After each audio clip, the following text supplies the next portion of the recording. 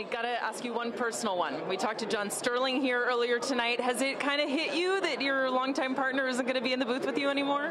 Well, it has, because I have a new partner in the booth, and that'll be announced in a few minutes, and that'll be breaking news here, and that's going to be Dave Sims, and he is going to be the voice of the New York Yankees now, and it's a wonderful choice. He's a wonderful man. I've known him for 100 years, since the old FAN days, and I'm pretty excited about it, actually. Well, that was Yankee radio announcer Susan Waldman the other night at the Joe Torre Safe at Home Foundation Gala. We'll have more on that event later in the show. But right now, we have the gentleman that Susan was glowing about, the new radio voice of the Yankees, Dave Sims. Thanks for coming in tonight here. Really appreciate you. Thank you. First of all, congratulations on getting the job here. You've worn a lot of hats in this industry. So where does this job rank for you in your illustrious career? It's New York and it's the Yankees. Yeah. I mean, that's top shelf. I mean, like the Sinatra song, New York, New York. I mean, it's great. And this is one of the best brands in the world, sports or any other thing. Yeah. People, you go to foreign countries, there's people wearing Yankee caps. I mean, they may not know anything about baseball, but they know the New York Yankees. And you wearing your cap there, I know you like to wear them during the calls. Yeah, there was a time, I still wear Kangol caps. I gave him a free plug there. We had our own hat line about 12 years ago, so I got to cover up, you know what I mean? It gets cold if you're playing late in the season, as the Yankees tend to do. All right, you're replacing an absolute legend here in John Sterling. Have you had the chance to talk to him since you got the job? And how do you plan about filling those shoes and continuing that great legacy of Yankee broadcasters in the booth? I know John back in the 70s when I was working here at the Daily News in this building covering the Nets, and he was the radio guy for the Nets. So and then since I got the job with the Mariners, we'd always see him 2-3 times a year. Yeah. Great guy, a character, different, funny, and I was in a situation in Seattle where I was following a legend too, Dave Niehaus, who's in the Hall of Fame.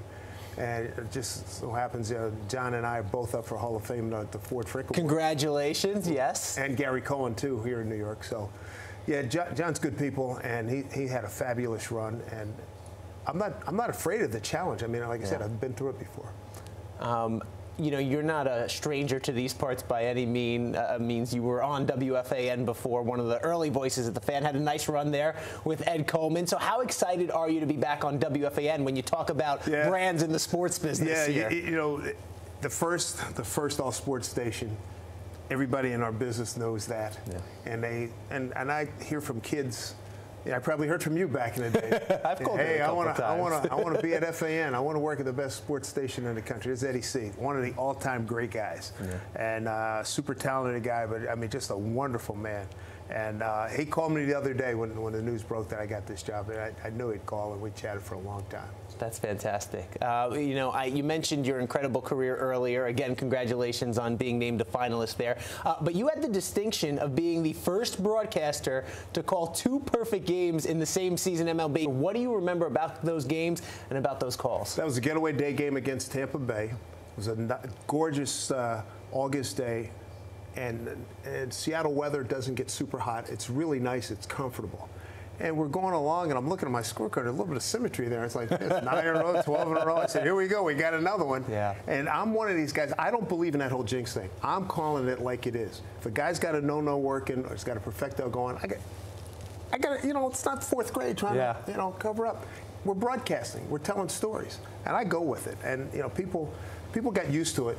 Philip Umber threw a no-no against us in April of that year. But what do I remember about it? The emotion. I was on cloud 9 for about 2 days, and until that was my greatest moment, most exciting moment in baseball, calling a game. Yeah. But then Cal Raleigh hit the home run to get us in the playoffs a couple of years And ago. if you haven't heard that call, as soon as we're done here, go listen to that call. It is amazing. Thank you. You said it was as emotional as you get. Do you still have the scorecard from the perfect games that you called? Yeah, it's somewhere. It's still back in Seattle. It's probably there. Well, we'll give you some time to unpack. Before we let you go tonight, though, I got to ask you, since you're the Yankee broadcaster now here, there's a little bit of an elephant in the room with a free agent by the name of Juan Soto going on right now.